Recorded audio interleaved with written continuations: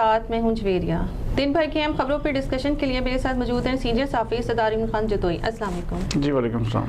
आज हुकूमत और अपोजिशन के दरमियान कुछ मामला तय पाए, इसके बारे में आप क्या कहेंगे? बिस्मिल्लाहिर्रहमानिर्रहीम। हुकूमत और अपोजिशन माशाल्लाह जी रावी चैन ही चैन लिख रहा है अब मुल्क में। अब ऐसी गाड़ी छिन रही है दोनों के दरमियान, हुकूमत और अपोजिशन के दरमियान के इसकी कोई माजी करीब में ना खास तौर पर मिसाल नहीं मिलती जब से पीटीआई की हुकूमत आई है। जी जी। अब हर चीज़ ऐसे हो रही है जैसे कभी कोई ऐसे कोई नफरत या कोई ऐसे था ही नहीं, इनके दरमियान कोई लड़ाई थी ही नहीं।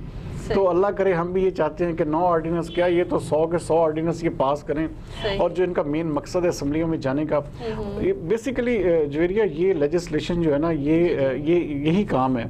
ये पार्लियामेंटेरियंस का और कोई काम नहीं होता। इन्होंने कानून साजी करनी होती है। आम आदमी जो अवाम है उसको जो बेहतर से बेहतर रिलीफ जो है ना फराहम करने का मामला हो ना, तो इसलिए जो कानून साजी है वो बेहद ज़रूरी होती है। तो अगर हम भी दुआ करते हैं कि ये आपस में एक मिल बैठ के आपस में एक साथ चल के जो है ना ये कानून साजी करें और जो भी ऑर्डिनेंस जो मुल्क के मफाद में हो, जो आवाम के बेहतर मफाद में हो, उसको ज़रूर उसके ऊपर काम करें। तो मेरा ख्याल है कि ये एक अच्छी शुरुआत है।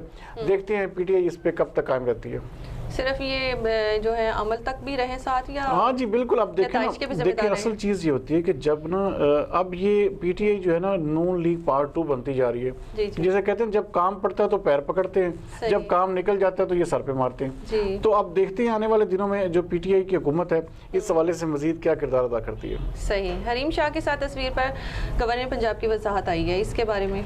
देखें नहीं, हरीम शाह तो अब इनके लिए जो है ना एक ऐसा तुर्क का पत्ता पहले बनी थी, लेकिन अब जो है इनके लिए वो एक साया बन चुकी है। इस साया जो है ना पीटीआई के हर बंदे के साथ साथ चिपक रहा है। तो गवर्नर जो पंजाब में चौधरी सरवर, उन्होंने आज इस हवाले से बयान दिया है कि जी ये एक गवर्नर हाउस की तस्वीर नहीं है, ये बाहर किसी जगह पे।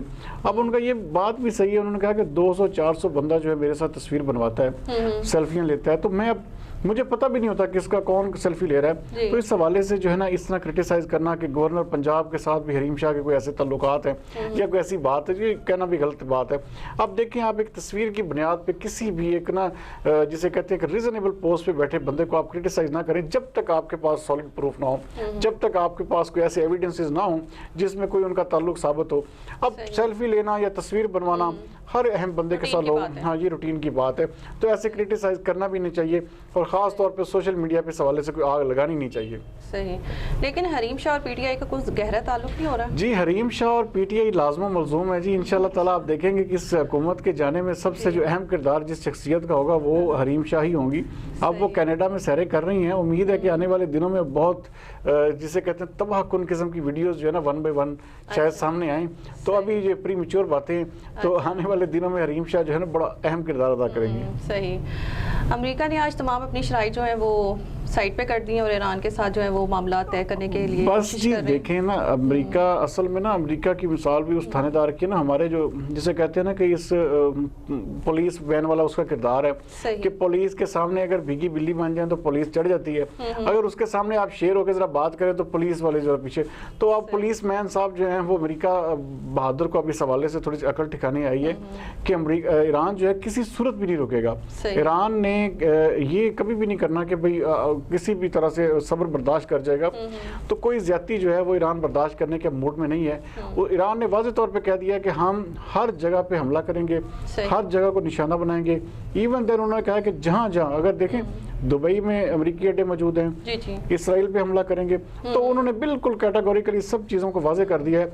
अब अमेरिका को जो है ना बैक फुट पे होना ही पड़ना है, कोई भी वजह जो हो। लेकिन अमेरिका जो है अब ईरान के साथ किसी भी किस्म का मजीद मुखासमत या मजीद लड़ाई की अब मूड में नज़र नहीं आ रहा, क्योंकि उसको बहुत ज़बरदस्त तरीके से ना जो तमांचा लगा है ना, जो उसके देखें चाहे जाए कि आपके फौजी बच गए, आपको पहले इतला होगी, लेकिन अटैक ही काफ़ी है।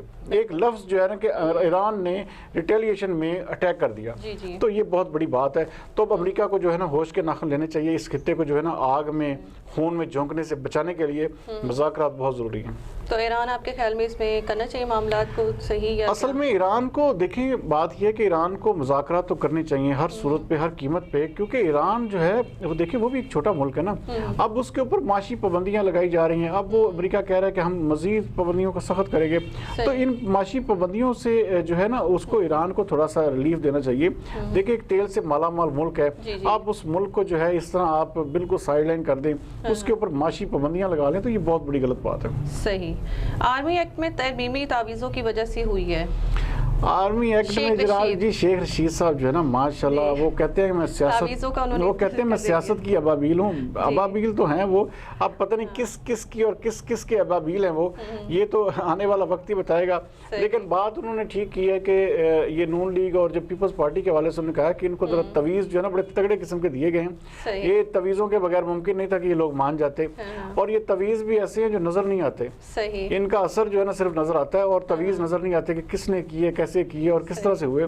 तो ये सारी बातें शेख रशीद असल में पता है क्या बड़े जिसे कहते हैं कि पूरी तरह मालूमात रखने वाले बंदे हैं, पूरी उनके जो है ना बाखबर आदमी हैं, और उन्होंने इस हवाले से बड़ी उनकी खबरें बड़ी वाज़े तौर पे हर बंदे को पता भी चल जाता है। लेकिन ये हकीकत है कि तवीज़ों की वजह से ही इसको मुमकिन हो पाया ये सारा कुछ, वरना पीटीआई और पीपल्स पार्टी और नून लीग इन दोनों के इरादे जो थे वो खतरनाक थे, लेकिन तवीज़ मिलने से काफ़ी हद तक। तवीज़ देने वाले कौन होंगे? ये तवीज़ देने वाले हर पाकिस्तानी को पता है कि तवीज़ कहाँ से आता है और कहाँ से बड़े, जिसे डंडा पीर एक ही है यहाँ पे, तो जो डंडा पीर है उसके तवीज़ की वजह से ना बहुत सारी चीजें जो है ना सही हो जाती कर रही हैं। जी बिल्कुल बिल्कुल, आप वाज़े इशारे हैं ना हर चीज के कि हमारे मुल्क में मैं आपको बता दिया कि एक ही डंडा पीर है, तो उस डंडा पीर के तवीज़ बड़े अच्छे चलते हैं। सही।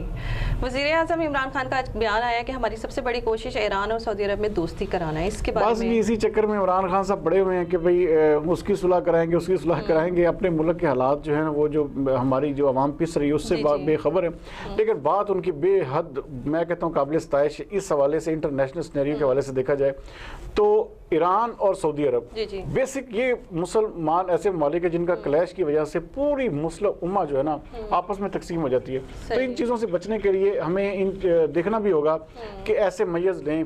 पाकिस्तान इस पोजीशन में ज़रूर है कि सऊदी अरब के बेहद करीब है। सऊदी अरब जो है अपनी हर बात पाकिस्तान से बनवाता है, और सऊदी अरब जो है अगर पाकिस्तान चाहे तो किसी हद तक पाकिस्तान भी सऊदी अरब से कुछ मनवा सकता है। तो पाकिस्तान का सबसे पहला फर्ज भी यही है कि किसी तरह से सऊदीया और ईरान के दरमियान जो आपस में बहुत ज़्यादा खलीज गहरी है उसको जो है किसी तरह से कम किया जा सके।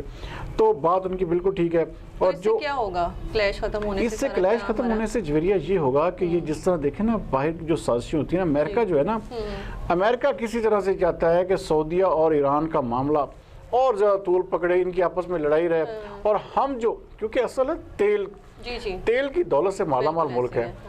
अमेरिका ने इनके ऊपर एक किस्म का अपना कब्जा जमाने की उसकी पूरी उसकी वो हानि नीयत है। तो आने वाले दिनों में इस हवाले से जरिया बहुत सामने चीज़ें आएंगी। आप देखें लीबिया का क्या हाल किया, इराक का क्या हाल किया, शाम का क्या हाल किया। सऊदी अरब जो है वो इस हवाले से पूरी दुनिया में मशहूर है कि जो अमेरिका के हाथ का पिट्ठू है, जो उसकी हुकूमत है। तो अब इसमें कोई दो राय नहीं है। लेकिन पाकिस्तान के जो वज़ीर-ए-आज़म इमरान खान, उनका जो वाज़ेह बयान है कि हमने अमन के साथ रहना है, किसी की जंग में किसी का भी साथी नहीं बनना, तो ये बहुत अच्छी बात है। और इस हवाले से कोशिश ज़रूर करनी चाहिए कि सऊदीया और ईरान के ताल्लुकात आपस में बेहतर हों। तो ये कोशिश वज़ीर-ए-आज़म इमरान खान खुद करेंगे या? जी बिल्कुल वो कर रहे हैं। इस हवाले से उनकी बात भी देखें, वो पता है कि असल में उनकी जो शहजादा सलमान के साथ जो दोस्ती है उसी चीज़ को जो है ना बुरुएकार लाते हुए उन्होंने कोशिश ये अपनी जारी रखी हुई है कि सऊदी और ईरान के दरमियान जो गैप है उसको किसी हद तक कम किया जाए। सही। ननकाना वाक़ये के बारे में आप क्या कहेंगे? जी ननकाना वाक़या ये देखें ना, अब ये इसके ऊपर ना इंडिया सियासत कर रहा है। इंडिया एक ऐसा बेहुदा और घटिया मुल्क है जिसको कोई भी इशू नहीं मिलता तो वो पाकिस्तान की छोटी छोटी चीज़ों को, छोटे छोटे वाक़यात को लेकर हाईलाइट करता है। अब ये लड़की जो है ये सिख लड़की है, अब इसने मुसलमान हो के एक लड़के से शादी की। अब आज अदालत में, हाई कोर्ट में वहाँ पे पेशी के मौका पर अदालत ने बाकायदा तौर पे इस हवाले से लड़की को मौका दिया, लड़की के भाई को जी और लड़की को, मनमोहन उसके भाई का नाम है, तो लड़की का जो सिख नाम था वो जगजीत कौर था और अब उसने आयशा नाम रखा। अब वो ये उनको आपस में मिलाया गया, 1 घंटा उनको अलहदा बिठाया गया। सही। उसके बाद लड़की ने आगे क्या कहा कि मेरा भाई मुझे मजबूर कर रहा है हमारे साथ जाने को, मैं इसके साथ नहीं जाना चाहती, मैं मुसलमान रहना चाहती हूँ और मैं जिसके साथ मैंने शादी की उसके साथ ही रहना। अब ये देखे ना, ये मामला है खालिस्तान शादी का, खालिस्तान एक प्यार मोहब्बत की कहानी है, तो अब उसको इंडिया जो है वो एक बुरे तरीके से पोर्ट्रे कर रहा है, जैसे हम यहाँ पे अकलीतों के साथ जुल्म कर रहे हैं या नाजायज तौर पे हम किसी को मुसलमान कर रहे हैं। तो इंडिया अपनी जो है ना वो घटिया और वाहियात किस्म की हरकतों से ना बाज नहीं आता। अब उसका काम है ऐसी भड़कती हुई आग पे, जिसे कहते हैं ना, और भड़काना। तो मैं उम्मीद करता हूँ कि पाकिस्तानी अवाम जो है, ख़ास तौर पे यहाँ पे जो सिख बरादरी रहती है, वो हमारे भाई हैं और इस चीज़ को वो भी समझेंगे कि देखे किसी पे भी आपका कोई कंट्रोल नहीं होता। एक लड़की है, उसका अपना दिल है, उसके लड़के का अपना दिल है, तो ये एक मनपसंद की शादी है और इसको जो है वो एक खाम-खा के तौर पर एक अक़लियतों का इशू बनाया जा रहा है। कोई इसमें वाकई में कोई ऐसी बात नहीं है। सही, बहुत शुक्रिया जी। नाज़रीन, ये थी दिन भर की हम खबरों पर डिस्कशन। कल तक के लिए इजाज़त दीजिए। पाकिस्तान जिंदाबाद।